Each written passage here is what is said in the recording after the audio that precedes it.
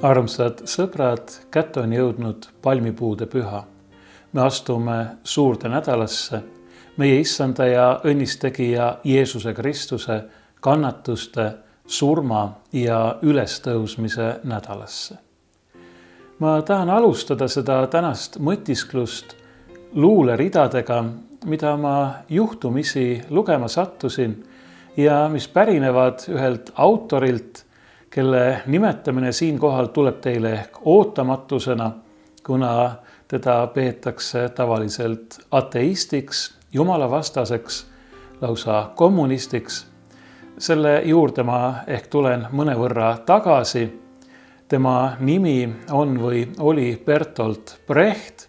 Tegemist oli 20. sajandi esimesel poolel elanud saksa kirjanikuga, kes, kui mu mälu mind ei peta, suri aastal 1956. Ühes oma luuletsüklis on ta muu hulgas pannud kirja sellised read, mille pealkirjaks on rattavahetus. Ma istun maanteepervel. Autojuht vahetab ratast. Mulle ei meeldi seal, kust ma tulen. Mulle ei meeldi seal, kuhu ma sõidan. Miks jälgin ma rattavahetust nii kärsitult? Need read on kirja pandud seoses 1953.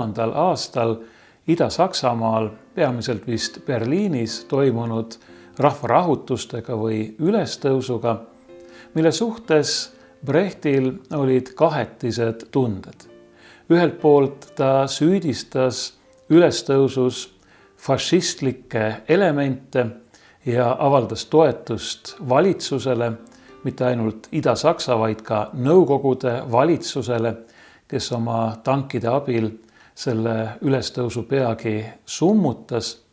Aga teiselt poolt ta manitses ka valitsust tulema vastu nende inimeste nõudmistele ja mõistma nende muret, kes olid taolisel viisil valitsuse vastu üles tõusnud. Ja Brechti uurijad ütlevad, et tegelikult see oli sündmus, nii see sündmus ise kui ka sellele järgnenud tekstid, mis ta avaldas, mis murdis Brechti ja tõi kaasa ka tema surma üsna noores eas. Ta oli vist 58 aasta vanune, kui ta suri. See tähendab, oleks võinud veel elada, aga ilmselt oli tema sees midagi lootusetult murdunud. Miks mina neid mõtteid teiega jagan? Mulle tundub, ma ütlesin, et ma sattusin neid lugema täiesti juhuslikult, et nad sobivad päris hästi, sugugi mitte poliitilistel põhjustel, vaid nii-öelda üldinimliku mõtisklusena saatma meid sellel alanud suurel nädalal. Mulle ei meeldi seal, kust ma tulen. Mulle ei meeldi seal, kuhu ma sõidan, kirjutab Brecht ja küsib, miks jälgin ma rattavahetust nii kärsitult või nii kannatamatult või ka nii suure rahutusega. Mõte näib olevat selles, et kõik on ju hästi.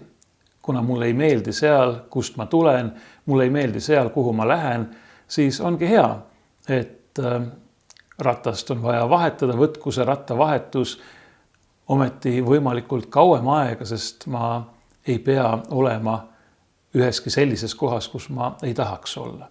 Iseküsimus on, kas ma tahan olla seal maanteepervel ja vaadata autojuhti ratast vahetavat.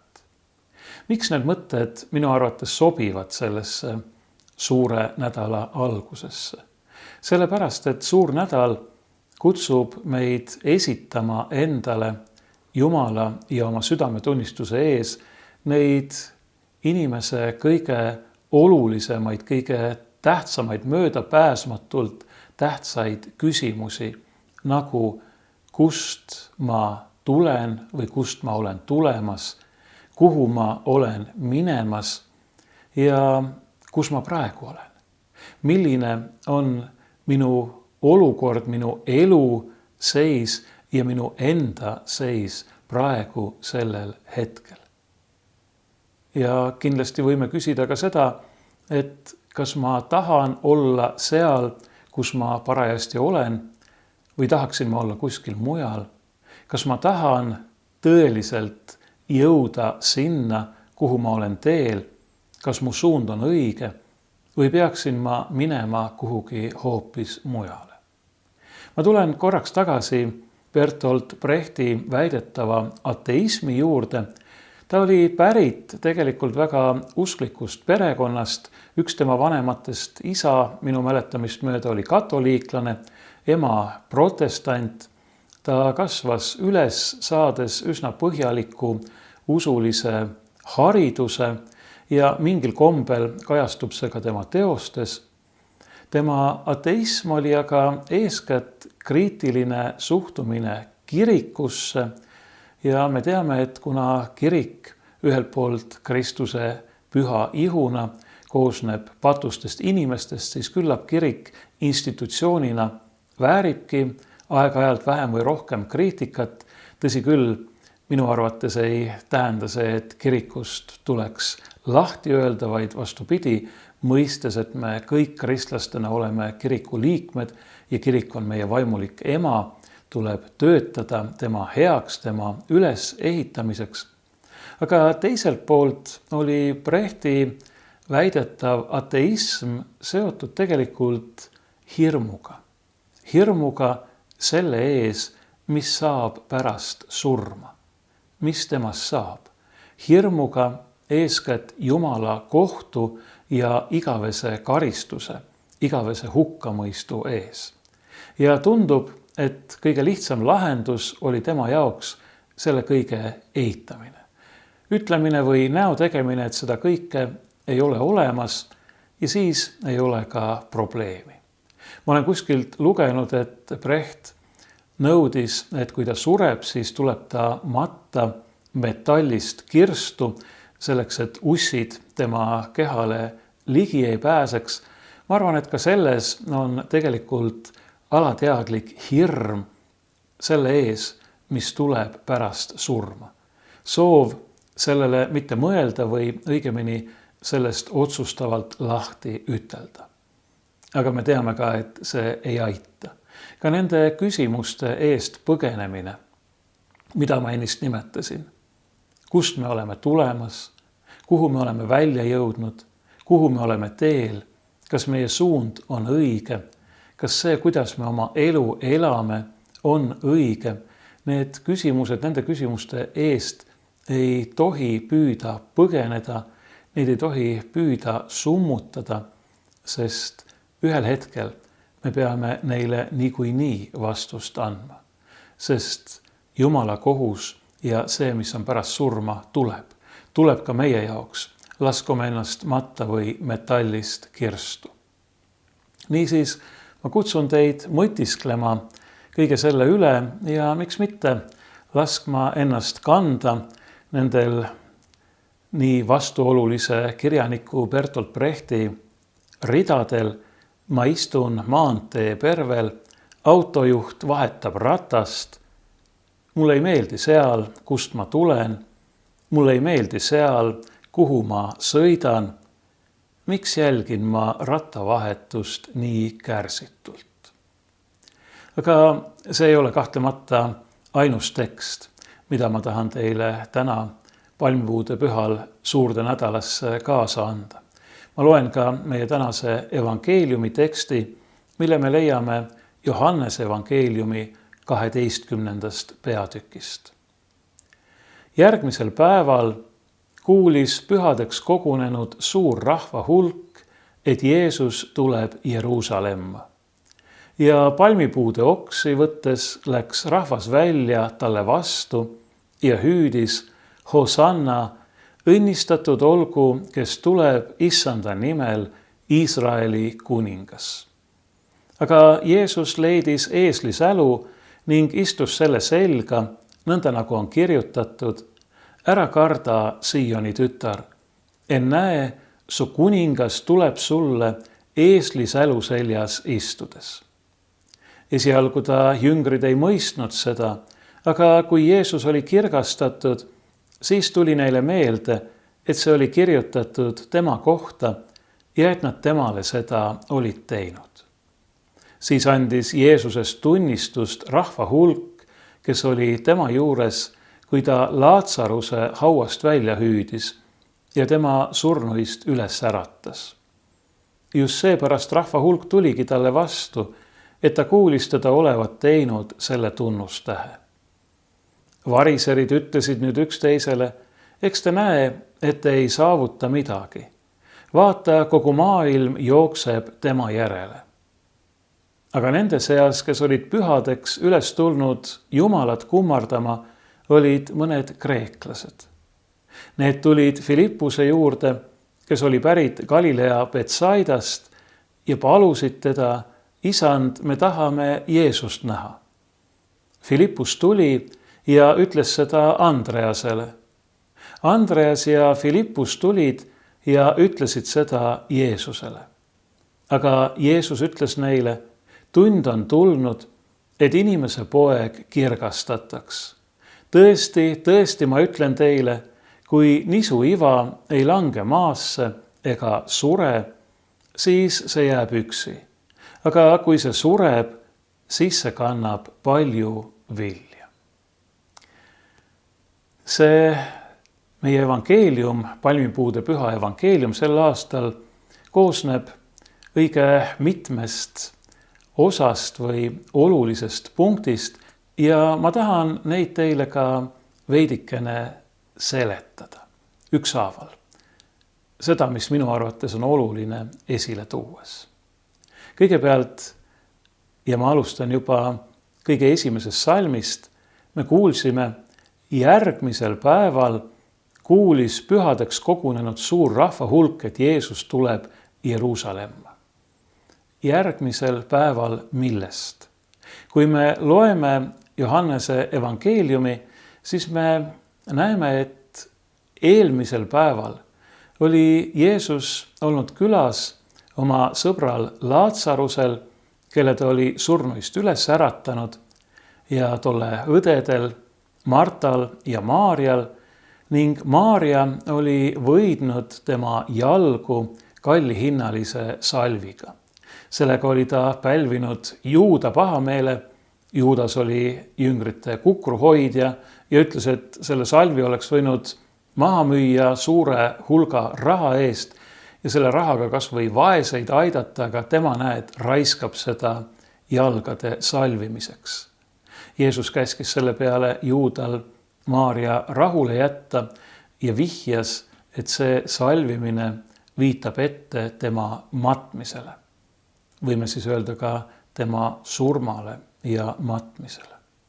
Ja sellele järgneval päeval, see oli siis nädala esimene päev, meie mõistes pühapäev, tuligi Jeesus Jeruusalemma. See päev oli aga tähtis ka juutide jaoks.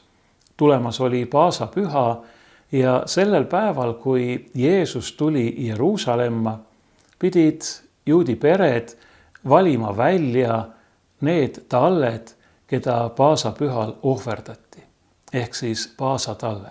See oli paasatalle väljavaatamise või väljavalimise päev. Ja just sellel päeval tuleb Jeesus Jeruusalemma. Me teame, et Jeesus on see tõeline paasatall, kelle verega me oleme päästetud igavesest surmast, hukatusest, patu ja kurja orjusest. See paasatall tuleb nüüd Jeruusalemma. Nii et see märkus, et tegemist oli järgmise päevaga, just nimelt selle konkreetse päevaga, ei ole siin juhuslik, vaid sellel on väga sügav mõte. Johannes tunnistab sellega, et Jeesus on too tõeline paasatall, kes on tulnud, et anda oma elu kogu inimkonna eest. Talle minnakse vastu ja talle minnakse vastu palmipuu okstega. Ja ka see on väga huvitav, sest et jah, me oleme harjunud seda püha nimetama palmipuude pühaks, aga tegelikult ütleb seda, et need olid palmioksad, ainult Johannes oma evangeeliumis. Markuse ja Matteuse evangeeliumist me loeme, et tegemist oli puudelt väljadelt raiutud okstega, mis puudelt seda ei nimetata, ja Luuka evangeeliumis ei räägita nendest okstest üldse midagi. Aga Johannes ütleb, et tegemist oli palmiokstega ja me teame, et palmioksad olid võidu sümbol, võidu märk. Niimoodi tervitatakse võidukalt sõjakäigult naasvat väejuhti või valitsejat. Ja just nii tervitati Jeesust nende palmiokstega, seda paasatalle, kes tuleb Jeruusalemma, et anda ennast, ohverdada ennast kogu maailma eest, et surra kogu inimkonna lunastamiseks, päästmiseks. Teda tervitatakse siin kui võitjat, teda, kelle matmiseks võidmine oli toimunud eelneval päeval. On täiesti selge, et ei rahvas, kes seda tegi, mõistnud seda ega isegi mitte Jeesuse jüngrid, nii nagu Johannes meile ütleb. Esialgu ta jüngrid ei mõistnud seda, aga kui Jeesus oli kirgastatud, siis tuli neile meelde, et see oli kirjutatud tema kohta ja et nad temale seda olid teinud.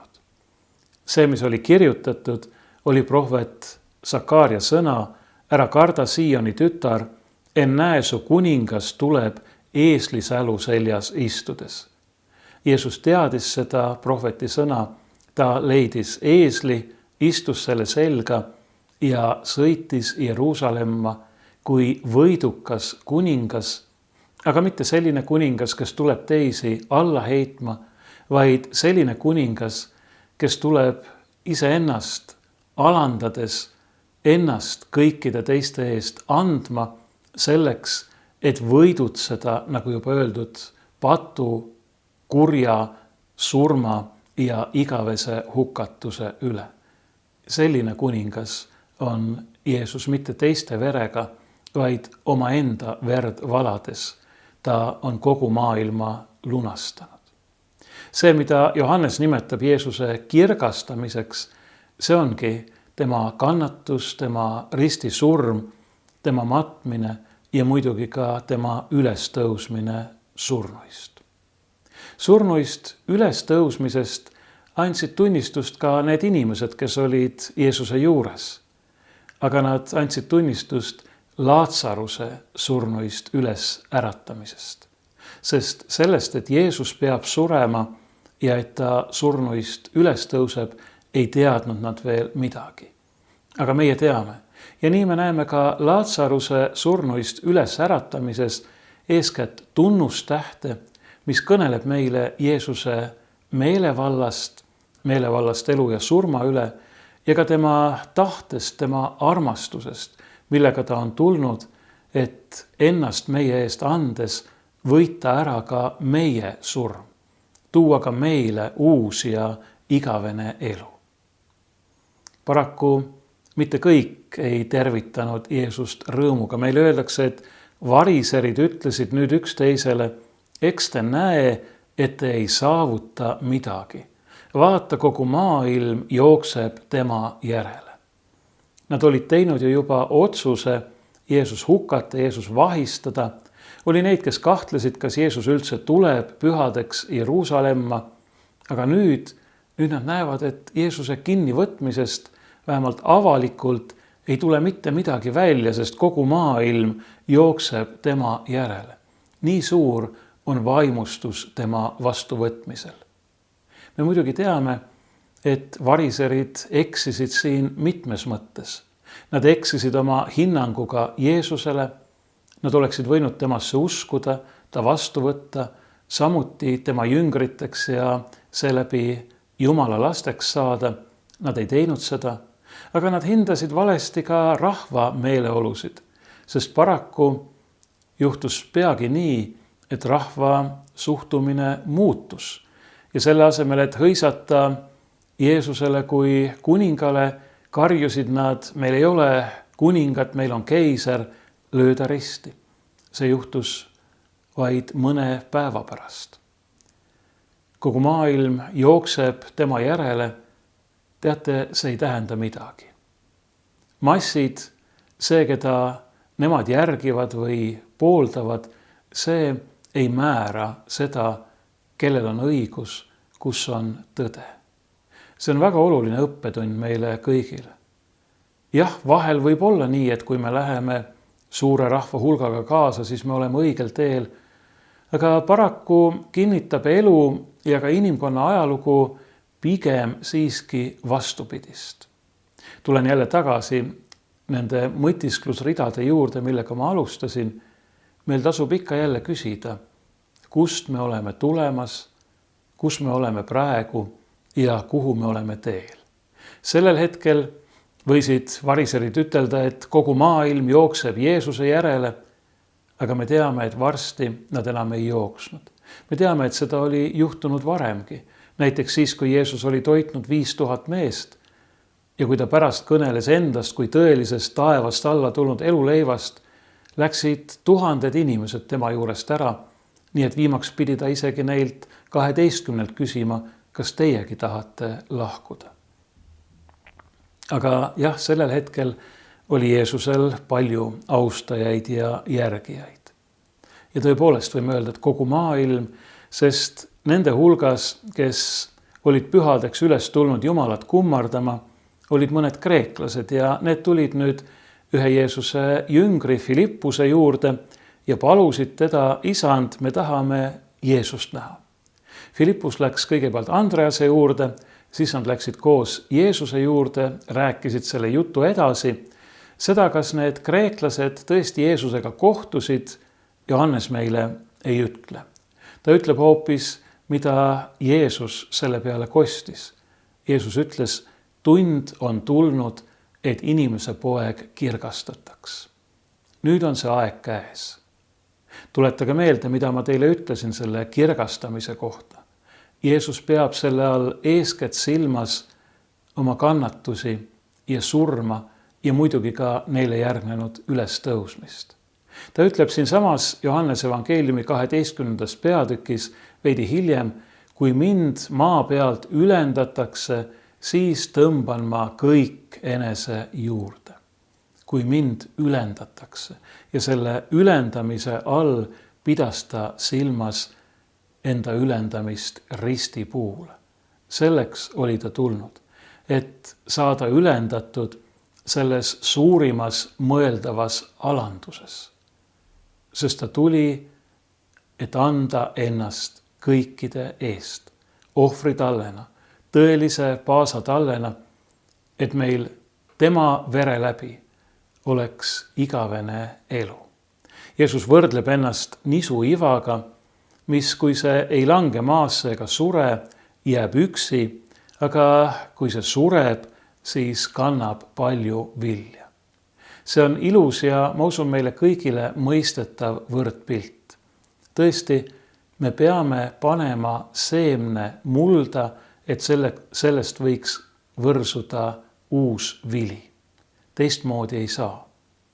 See on seadus nii nisu kui teiste taimede puhul, aga tuleb välja, et see on seadus ka inimkonna igavikulist saatust silmas pidades. Kui esimesed inimesed olid Jumalale vastu hakanud, Jumala vastu mässu tõstnud, talle selja pööranud, siis pidi Jumal neile ütlema, et põrmust oled sa võetud või mullast oled sa võetud ja mullaks või põrmuks pead sa jälle tagasi saama. Iga inimene peab minema tagasi mulda, põrmu. Aga mitte iga inimene ei ole selline nisuivake, iseenesest vähemalt, millest võiks võrsuda uus elu. Ainult see tõeline inimese poeg, inimeseks saanud Jumal, on see nisuivake, kelle surma läbi on tulnud elu kõikidele, kes temasse usuvad ja kes ta vastu võtavad. Ja kellega ristimise läbi ühendatuna on meistki saanud need uued seemned. Nii et meiegi kohta võib apostel Paulus öelda oma kirjas korintlastele, et kaduvuses külvatakse, kadumatuses äratatakse üles, autuses külvatakse, auhiilguses äratatakse üles ja nõnda edasi. Jah, nüüd oleme meiegi saanud taolisteks seemneteks.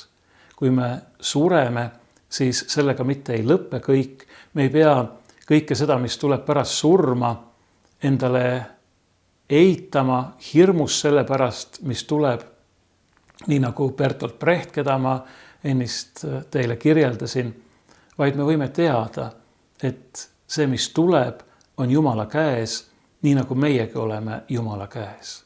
Me ei pea seda kartma, me võime usalduses ennast Jumala armu hoolde anda. Aga ma usun, et me peame mõistma ennast nende uueks saanud nisuivadena ka selles mõttes, et nüüd oleme meiegi kutsutud andma ennast panustama selleks, et neid, kes kuulevad seda imelist armusõnumit, võiks olla rohkem. Ka see nõuab teinekord suurt enese salgamist. Me teame märtrite näitel, et see võib nõuda isegi surma minemist. Jeesus ütleb, kus olen mina, seal peab olema ka minu teenija. Need sõnad tulevad kohe pärast neid nisuiva sõnu siin Johannese evangeeliumis. Ta annab sellega märku ka oma jüngritele, et sama saatus, millele tema vastu läheb, ootab ees ka neid. Ei, meie ei ole maailma inimkonna päästjad ega lunastajad. Meie saame sellest päästest osa, aga ka meil on oma kutsumus, oma vastutus. See vastutus seisneb eeskätt selles, et me esitame endale ja iseenda kohta neid möödapääsmatult olulisi küsimusi. Kust me oleme tulemas, kuhu me oleme jõudnud, kuhu me oleme teel, kas me oleme õigel teel, kuidas me sinna jõuame, kes on see, kelle peale me peame toetuma ja kes meid viimselt sinna viib, kes on tegelikult see ainus tee tõelisse ellu ja isa juurde me teame, see on seesama meie issand Jeesus Kristus. Aga ka meie oleme kutsutud ennast laskma nisuseemnete kombel külvata selleks, et see igavese elu vili võiks olla rikkalikum, et see võiks võrsuda ka meie ümber, ka nende inimeste elus, kellega koos me seda teed käime. Meie kutsumus on suur. Meie kutsumus kahtlemata ei ole nii suur, kui oli Jeesusel Kristusel, kelle kannatusi, surma ja üles tõusmist me meenutame. Aga sellegi poolest on see suur. Ma soovin teile kõigile õnnistatud suurt nädalat. Ma soovin, et see oleks meile kõigile järele mõtlemise ajaks, kui vaja siis ka uueks saamise ajaks, pöördumise, meeleparanduse, patukahetsuse ja uue alguse ajaks. Teades, et me võime rajada kogu oma lootuse temale, kes on tõeline paasatall, kes on andnud ennast meie eest, kelle vere läbi me oleme lunastanud. Ja pidades meeles, et meie oleme kutsutud olema tema armastuse, tema pääste sõnumi edasi külvajad.